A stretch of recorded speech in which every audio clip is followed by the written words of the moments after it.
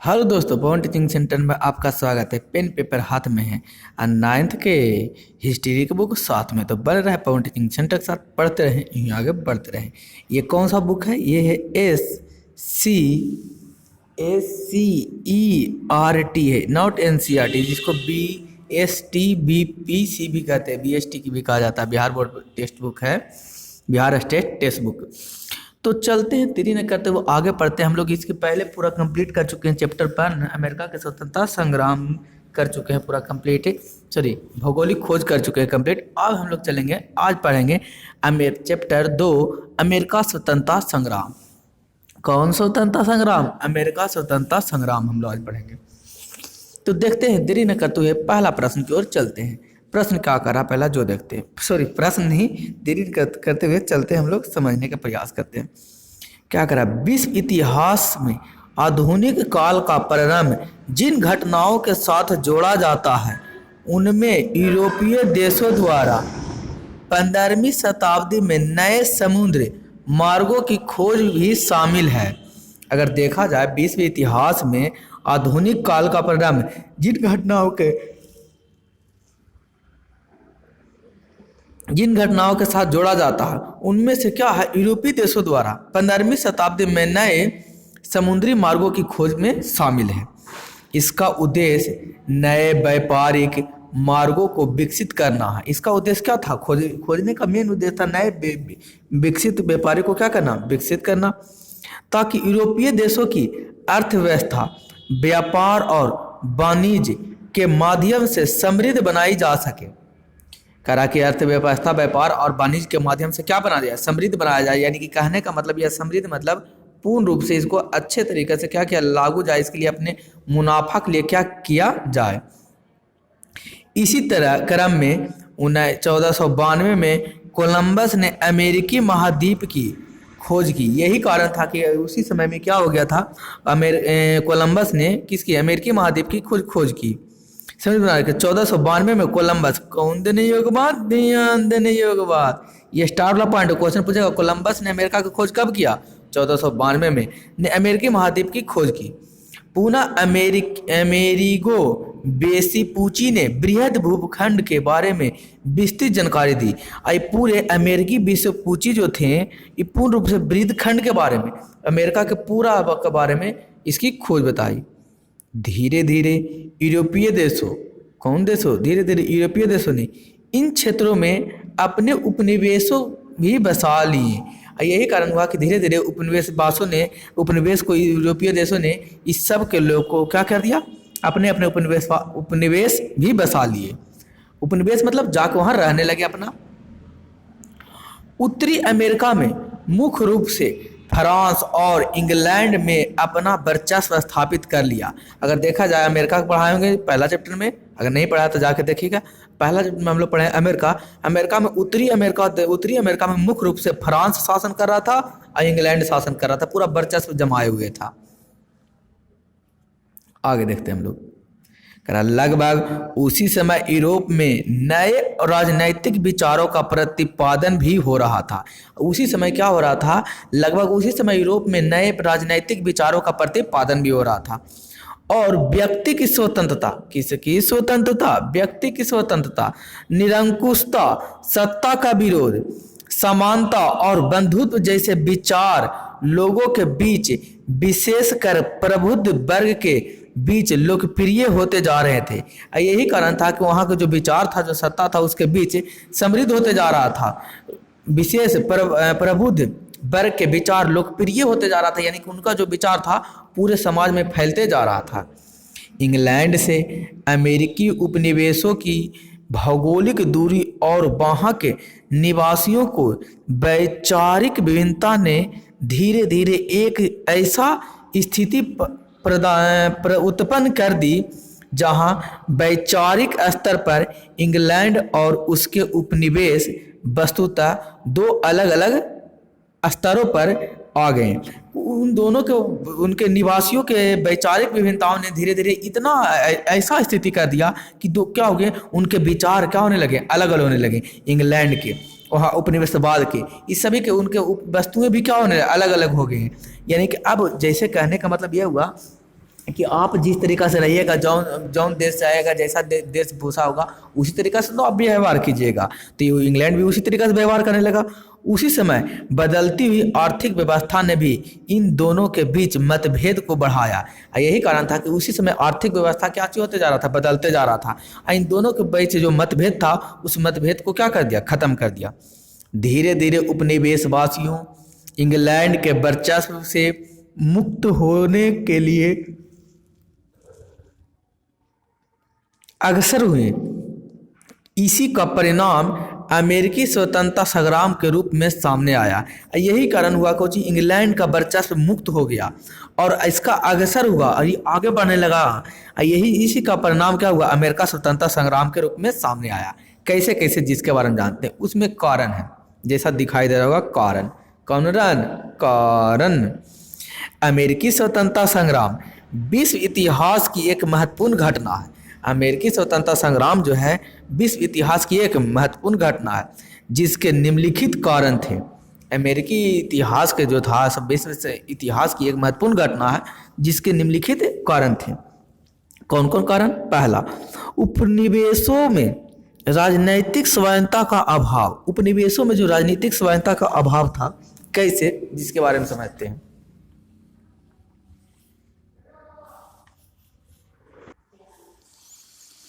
कैसे हुआ जो देखते हैं। अमेरिकी उपनिवेशों में अधिकांश अंग्रेज लोग थे, जिन्होंने इंग्लैंड की संसदीय व्यवस्था एवं विधि विधान को देखा था। अंतः वे अपने उपनिवेशों में भी उसी तरह की प्रजातांत्रिक व्यवस्था, कौन व्यवस्था, प्रजातांत्रिक व्यवस्था, उसी तरीके से देखा जो प्रजातांत्रिक व्यवस्था चाहते थे। जबकि ब्रिटिश शासन उसके खिलाफ थे। इसके खिलाफ के जो उपनिवेशवाद जो था, वहाँ पर जाया और गए करता होगा कि इंग्लैंड बहुत सा जात के देखा, तो वहाँ जो था कैसा स्वतंत्र था। अब उसी तरीका से चाहता था कि यहाँ भी क्या हो जाए, अमेरिका भी उसी तरीका से शासन व्यवस्था चले जैसे इंग्लैंड में चलता है। इसके लिए ब्रिटिश इसका क्या था, खिलाफ था कि ऐसा चलेगा नहीं। उपनिवेशों के गवर्नर इंग्लैंड के राजा द्वारा मनोनीत किए जाते थे। जो उपनिवेशवाद था, यानी जो इंग्लैंड में जो इंग्लैंड के राजा द्वारा मनोनीत किया जा रहा था, वही शासन कहाँ कर रहा था, अमेरिका में शासन कर रहा था। अमेरिका में शासन कर रहा था। कौन शासन कर रहा था अमेरिका में? इंग्लैंड के द्वारा मनोनीत किए गए गवर्नर। और कौन करता था? वहाँ के राजा करता था मनोनीत, जिन्हें विशेषाधिकार भी प्राप्त थे। उन्हें क्या प्राप्त था? विशेषाधिकार। और वे उपनिवेशवासियों के प्रति उत्तरदायित्व थे। और वे उपनिवेशवासियों के प्रति क्या थे? उत्तरदायित्व थे। फलतः संघर्ष की स्थिति बनी रहती थी। यही कारण था कि संघर्ष की स्थिति कुछ होती रहती थी, बनी हुई रहती थी। उपनिवेशवासियों, कौन वासियों? उपनिवेशवासियों को शासन के योग्य नहीं माना जाता था, जिसके कारण उन्हें भारी असंतोष था। उपनिवेशवासियों को समझा जाता था कि शासन के योग्य नहीं है, जिसमें बहुत ज़्यादा असंतोष की भावना इसमें अंदर पनपती थी। इसको हम कहते हैं कौन वाली डिबिया? पीली वाली डिबिया। अमेरिका स्वतंत्रता संग्राम के कारण कौन कौन थे? पहला कारण, उपनिवेशों में राजनीतिक स्वाधीनता का अभाव था। दूसरा, मध्यम वर्ग का उदय था। तीसरा, भौगोलिक दूरी था। चौथा, धार्मिक एवं सामाजिक व्यवस्था में मतभेद। पांचवा, सप्तावशिक युद्ध का प्रभाव।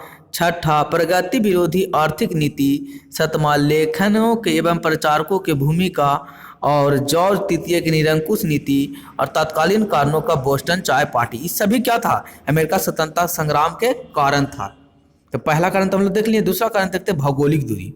कौन दूरी? भौगोलिक दूरी। कैसे दूर? अगर पहला चैप्टर में पढ़े होंगे आप लोग तो देखते होंगे अंटार्कटिका महासागर, उत्तरी अंटार्कटिका जिसको अंत महासागर कहते हैं, उसके दोनों छोर पर स्थित है कौन? एक छोर पर स्थित है पश्चिम में देखा जाए तो अंटार्कटिका के हिसाब से देखा जाए पश्चिम में तो अमेरिका स्थित है, अपूर्व में यूरोप स्थित है, इंग्लैंड। दूरी बहुत ही ज़्यादा हुआ करता था। इंग्लैंड और अमेरिका की भौगोलिक दूरी काफ़ी अधिक थी। भौगोलिक मतलब यानी कि मानचित्र के हिसाब से बहुत दूर में थी। यह दोनों क्षेत्र अंटार्कटिका महासागर के दोनों अलग अलग छोर पर स्थित थे। बताइए कि आपको इधर अमेरिका है, इस साइड में कुछ यूरोप है और बीच में अंटार्कटिका महासागर, दोनों के अलग अलग छोर पर हैं। चूँकि उस समय यातायात एक एवं संचार संसाधनों का अभाव था, अंततः व्यावहारिक रूप से ब्रिटिश सरकार अपने उपनिवेशों पर प्रभावशाली नियंत्रण बनाए रखने में असमर्थन थी, जिसका फायदा स्वतंत्रता संग्राम के दौरान उपनिवेशवासियों को मिला। इसका जो फायदा किसका मिला? अब अमेरिका स्वतंत्रता संग्राम के उपनिवेशवासियों को मिला। कैसे? जो देखते हैं तीसरा कारण में देखते हैं। तीसरा कारण है जो भौगोलिक, धार्मिक एवं सामाजिक व्यवस्था में मतभेद कैसे था, जिसके बारे में हम लोग जानते हैं। करा तीसरा, अमेरिकी उपनिवेश एवं ब्रिटेन के बीच धार्मिक एवं सामाजिक स्तर पर भी मतभेद थे, जहां एक और ब्रिटिश वासियों एंग्लिकन मत को मानते थे और चर्च के आधिपत्य में विश्वास करते थे। वहीं दूसरी ओर अमेरिका जनता ब्रिटिश मतावलंबी थी। धार्मिक उत्पीड़न से तबाह होकर प्रोटेस्टेंट एवं प्यूरिटनों ने इंग्लैंड छोड़कर अमेरिका में शरण ले ली थी। जो वहाँ तो धार्मिक उत्पीड़न था, जो उसने वहाँ के जो तबाह होकर वहाँ से जो छोड़कर कहाँ शरण ले ली थी? अमेरिका। इंग्लैंड, प्यूरिटन ने इंग्लैंड छोड़कर अमेरिका में चल गया, क्योंकि इंग्लैंड में कहा जाता था कि जिसको रहना पड़ेगा, मानना पड़ेगा, उची मानने पड़ेगा, जो एंग्लिकन चर्च को मानना पड़ेगा। लेकिन इसमें मानते थे किसको? प्रोटेस्टेंट को। तो इन लोग अरिया के कहाँ चल गए? इसको बार बार कहा जाता था प्रोटेस्टेंट को कि एंग्लिकन मानो। इसमें इंग्लैंड के अरिया के कहाँ चल गए? इंग्लैंड छोड़कर अमेरिका चले गए। उनमें प्रारंभ से ही जुझारूपन एवं स्वतंत्रता की भावना विद्यमान थे तथा सैनिक क्षमता का प्रदर्शन भी वे कई बार कर चुके थे। इनका बहुत सारा मानना था, इन्हें सैनिक प्रदर्शन भी बहुत बार कर चुके थे। यही कारण है कि अमेरिकी वासी अपने मातृदेश के साथ संबंध नहीं रखना चाहते थे। यही कारण जो था, जो अमेरिकी देशवासी जो थे मातृ देश के साथ, यानी इन लोग के साथ संबंध रखना नहीं चाहते थे। ब्रिटिश समाज समाजवादी एवं कुलीन व्यवस्था पर आधारित था। ब्रिटेन का जो समाज था कैसे? कुलीन व्यवस्था पर था, यानी कि समाज को 3 वर्गों में बांटा गया था। प्रथम स्टेट, द्वितीय स्टेट और तृतीय स्टेट। यानी कि प्रथम स्टेट को पादरी, द्वितीय स्टेट को क्या कुलीन वर्ग कहा जाता था, और तृतीय जिसमें आम पब्लिक आते थे। यानी कि इसका जब का था, इंग्लैंड का इस तरीका से समाज 3 भागों में बटा हुआ था। इस प्रकार अमेरिका में धार्मिक एवं सामाजिक समरसता विद्यमान थी।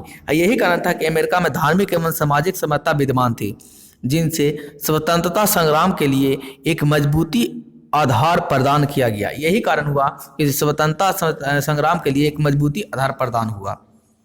आगे देखते हैं सप्तवर्षीय युद्ध। कौन देने योग्य बात? ध्यान देने योग्य बात। एक क्वेश्चन यहाँ से फिक्स है, क्वेश्चन पूछेगा सप्तवर्षीय युद्ध किस कब हुआ था? तो सप्तवर्षीय युद्ध 1756 से लेके 1763 तक हुआ। कै साल हुआ जी? तो 7 साल तक युद्ध हुआ था, इसलिए इस युद्ध का नाम क्या पड़ा? सप्तवर्षीय युद्ध। किसके किसके बीच हुआ?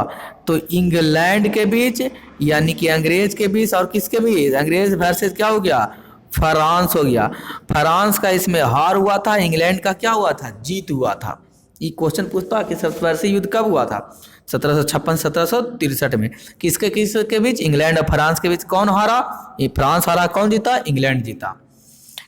देखते हैं क्या कहता। सप्तवर्षीय युद्ध इंग्लैंड एवं फ्रांस में 1756 से 1763 के बीच हुई थी। इस युद्ध से पूर्व तक उपनिवेशवासियों इंग्लैंड से घनिष्ठ रूप से जुड़े हुए थे। यानी कि युद्ध के पहले ही दोनों बहुत अच्छा मित्र थे, दोनों घनिष्ठ थे। जितना ज़्यादा दोस्ती, लड़ाई भी, दुश्मनी भी उतना ही ज़्यादा होता है थे, क्योंकि वे कनाडा में फ्रांसीसियों के विरुद्ध अकेले अपनी रक्षा करने में असमर्थ थे। ये फ्रांस की क्यों अपनी रक्षा करने में क्या थे? असमर्थ थे, कनाडा बाजोबासियों थे। लेकिन इस युद्ध में फ्रांस की पराजय के साथ, किसकी पराजय के साथ? फ्रांस के पराजय के साथ ही यह भय समाप्त हो गया। अब उपनिवेशवासियों एकमात्र लक्ष्य इंग्लैंड को बेदखल करना था। अब पहले तो दुद्दू को था, अमेरिका को कोची था, कनाडा वाला को वहाँ को दुद्दू को था। यानी कि अब अमेरिका के इंग्लैंड को भी भगाना था, फ्रांस को। अब जैसा ही सप्तवर्षीय युद्ध हुआ जिसमें फ्रांस हारा, फ्रांस तो अपने आप निकल गया। अब कनाडा वासी, अमेरिका में जो रहने वाले कनाडा स्थान के रहने वाले कनाडा वासी थे, अब सोचे थे अब तो किसको हराना आसान है? एगो को हराना आसान है। पहले अब अमेरिका में 2 गो रह रहा था, इंग्लैंड भी रह रहा था, फ्रांस। अब इंग्लैंड तो हरा दिया। 7 साल तक किससे लड़ाई झगड़ा किया? कौन? इंग्लैंड किया लड़ाई। किससे? फ्रांस से किया। अब जब जाके फ्रांस हारा, यहाँ से निकल गया, अब कौन बचा? इंग्लैंड। तो आप भी सोचिए कि 7 साल तक इंग्लैंड रहा, इंग्लैंड से लड़ा झगड़ा, इसमें कोची कोची की दिक्कत आ गया होगा, पैसा की कमी आ गया होगा, पैसा के साथ साथ बहुत सारे सैनिक मारे गए होंगे, आर्थिक स्थिति खराब हो गया होगा इंग्लैंड के, क्योंकि 7 साल तक युद्ध किया तो नुकसान तो होगा ही। अब अमेरिका वासियों को लगेगा अब तो चलो, अब तो आसान हो गया भगाना, पहले 2 गो से लड़के भगाना पड़ता क्योंकि दोनों दोस्त था, ज़्यादा ताकतवर था, अब तो एक को भगाना है, आसान हो गया। कौन सोचने लगा? कनाडा निवासियों, यानी उत्तरी अमेरिका में जो कनाडा पड़ता है वहाँ वाला लोग ने। युद्ध में टिप्पणी करते हुए पोलार्ड ने कहा था, किसने? पोलार्ड ने कहा था, फ्रांस की पराजय ने अमेरिकी वासियों की स्वतंत्रता की इच्छा को भड़काया। कौन देने योग्यवाद? ध्यान देने योग्यवाद। कौन लड़ है? क्लियर। एक क्वेश्चन यहाँ से बनता है, क्वेश्चन पूछेगा किसने कहा था कि फ्रांस के पराजय ने कि अमेरिका वासियों के स्वतंत्रता की इच्छा को भड़काया? तो प्रोफेसर पोलार्ड ने। एकदम क्वेश्चन बनेगा, ये स्टार वाला एकदम पॉइंट है ये क्वेश्चन। यह कह देगा कि अमेरिका के स्वतंत्रता संग्राम में पोलार्ड ने क्या कहा था? तो सप्तवर्षीय युद्ध के बाद पोलार्ड ने क्या कहा था? फ्रांस की पराजय ने अमेरिका के स्वतंत्रता का इच्छा को भड़काया, ये कहा था।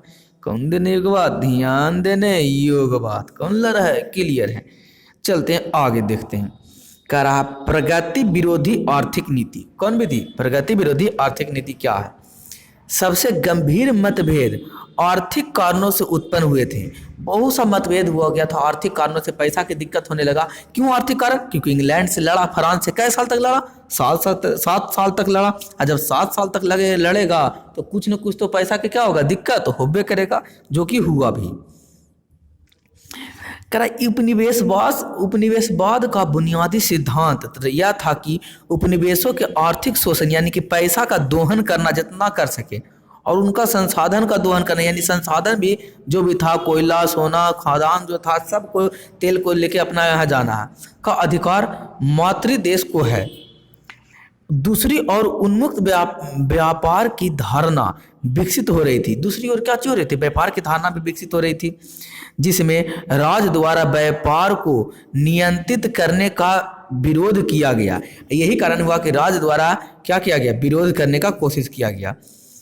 इस सिद्धांत के अनुसार उपनिवेशवासियों अपने व्यापार एवं अन्य क्रियाकलापों में इंग्लैंड के हस्तक्षेप को नापसंद करने लगा। यही कारण हुआ कि जो इंग्लैंड के हस्तक्षेप जो कर रहे थे, वहाँ के जो लोग थे उनको नापसंद होने लगा कि तुम लोग क्यों करेगा, ये तो यहाँ पर सारा अधिकार मेरा है, यहाँ जो भी चीज़ है वो मेरा, उसका हक मेरे पर है, लेकिन तुम लोग हस्तक्षेप कर रहा है, क्यों कर रहा है? अंततः उपनिवेशों में विकसित हो रहा मध्यम वर्ग इंग्लैंड की कुलीन वर्गीय शासन का अंत चाहता था। यही कारण था कि विकास हो रहा मध्य वर्ग का क्या हो रहा था? विकास हो रहा था। इंग्लैंड के जो कुलीन वर्गीय शासन चल रहा था, ये कुलीन वर्गीय शासन को क्या चाहता था? अंत चाहता था, खत्म करना चाहता था। और खत्म करने का तरीका एक ही है कि यहाँ से क्या कर दो? अमेरिका से भगा दो। तो कैसे होगा? यही देखते हैं। छठा कारण क्या है जो देखते हैं। छठा कारण आपत्तिजनक कर। क्यों कर मतलब कर को इंग्लिश में क्या कहते हैं? टैक्स बढ़ा दिया गया। क्यों टैक्स बढ़ाया गया? आप ही सोचिए। अभी आपको हमने समझाया कि 7 वर्ष तक क्या युद्ध किया? कौन किया? इंग्लैंड और फ्रांस। जब 7 वर्ष तक कोई युद्ध करेगा तो क्या होगा? जब 7 वर्ष तक युद्ध करेगा तो उसको आर्थिक स्थिति खराब होगा, बहुत सारे सैनिक मारे जाएंगे, हरजाना देना पड़ेगा उनको, बहुत सारे गोली बंदूक का लॉस होगा। जब गोली बंदूक चलेगा तो पैसा किसे नहीं आ रहा है तो होगा, तब पैसा की दिक्कत हो गया इंग्लैंड में। जब पैसा की दिक्कत हो गया तो कहाँ से बस लेगा? अपना देश से नहीं बस लेगा, दूसरे देश से बदलेगा। तो दूसरा देश से बस लेगा तो यहाँ टैक्स को क्या कर देगा? बढ़ा देगा। आपत्तिजनक कर, जिस पर टैक्स नहीं भी लगाना चाहिए उस पर भी टैक्स लगा दिया जाएगा। जैसे देखते हैं, जैसे आप लोग यहाँ टैक्स लगा दिया, रोड पर चलते थे टैक्स नहीं लगता है, पैदल चलते थे उस पर भी पैदल चलने के भी टैक्स लगा दे, टोल टैक्स, पैदल टोल टैक्स लगा दे, तो नहीं हो जाएगा कि सरकार लगता है पगला गया, सब सोचने लगेगा गरीब कहाँ चलेगा? तो खेत चलेगा। उसी प्रकार यहाँ भी देखते हैं क्या हो रहा। सप्तवर्षीय युद्ध में इंग्लैंड की काफी आर्थिक क्षति हुई। आर्थिक अभी बताया हम लोग, बहुत सारे आर्थिक क्या हो गया? क्षति हो गया। अतः अर्थपूर्ण हेतु क्षतिपूर्ण हेतु तत्कालीन प्रधानमंत्री कौन है? कौन प्रधानमंत्री होता है? ग्रेनविले। कौन? ग्रेनविले प्रधानमंत्री 1765 ईस्वी में स्टैंप एक्ट पारित किया। कौन देने योग्य बात? ध्यान देने योग्य बात। कौन ला रहा? क्लियर है। यहाँ से क्वेश्चन पूछेगा स्टैंप एक्ट कब पारित हुआ? 1765 में। कैसे 65? 1765। कौन एक्ट? स्टैंप एक्ट, जिसके अनुसार सभी अदालती कागजों, अखबारों आदि पर 20 शिलिंग का स्टैंप लगाना अनिवार्य था। कह रहा यही कारण था कि 20 शिलिंग का स्टैंप लगाना क्या कर दिया? अनिवार्य कर दिया। कैसे अनिवार्य कर दिया? यानी कि क्या, कैसे शिलिंग? क्वेश्चन पूछेगा स्टैंप एक्ट में कितने शिलिंग लगाया गया कागजों अखबारों पर? तब 20 शिलिंग। 20 शिलिंग क्या था? उस समय वहां का मुद्रा था। अनिवार्य कर दिया। इस कानून से उपनिवेशों में, किस कानून से? इस कानून से उपनिवेशों में व्यापक विरोध की भावना जागृत उठी और उपनिवेशवासियों ने ब्रिटेन से आने वाली सभी वस्तुओं का बहिष्कार का निश्चय किया। अब जितना इंग्लैंड से वस्तु आ रहा था, कहा कि इंग्लैंड से वस्तु आता उस पर टैक्स लगा दिया, बढ़ा दिया। चलो इंग्लैंड का वस्तु ही नहीं खरीदेंगे, कुल विरोध करने लगा कि इंग्लैंड के कैसे बायकॉट करने लगा कि इंग्लैंड के वस्तु को नहीं खरीदना है। अगला 1767 में ब्रिटेन संसद से उपभोक्ता वस्तु पर कर लगाया गया। कौन देने योग्य बात? ध्यान देने योग्य बात। क्वेश्चन पूछेगा ब्रिटेन के संसद में उपभोक्ता वस्तु पर कर टैक्स कब बढ़ाया गया? 1767 में। स्टैंप एक्ट कब आया? 1765 में। किसने कहा था कि फ्रांस की पराजय ने अमेरिका वासियों के स्वतंत्रता की इच्छा को भड़काया? तो प्रोफेसर पोलार्ड ने कहा था। कौन देने योग्य बात? ध्यान देने योग्य बात। आगे चलते हैं। ये देखिए क्या हो रहा था। स्टैंप एक्ट को विरोधी करते हुए उपनिवेशवाद की चित्र में यह दिखाई दे रहा कि कैसे विरोध कर रहा था स्टैंप एक्ट का। ये रेखांकित चित्र है, उसमें तो कैमरा का चलन था ना, कैमरा था नहीं। आगे चलते हैं। करा कागज, शीशा, चाय एवं रोगन, उपनिवेशवासियों ने इन करों का व्यापक विरोध किया तथा सैमुअल एडमसन ने प्रतिनिधित्व नहीं तो कर नहीं का नारा दिया। कौन देने योग्य बात? ध्यान देने योग्य बात। यहां से क्वेश्चन बनेगा आपको, क्या बनेगा? सैमुअल, किसने कहा था प्रतिनिधित्व नहीं तो कर नहीं? किसने नारा दिया था प्रतिनिधित्व नहीं तो कर नहीं? तो सैमुअल एडम्स ने दिया नारा कि प्रतिनिधित्व नहीं तो कर नहीं, यानी कि टैक्स नहीं।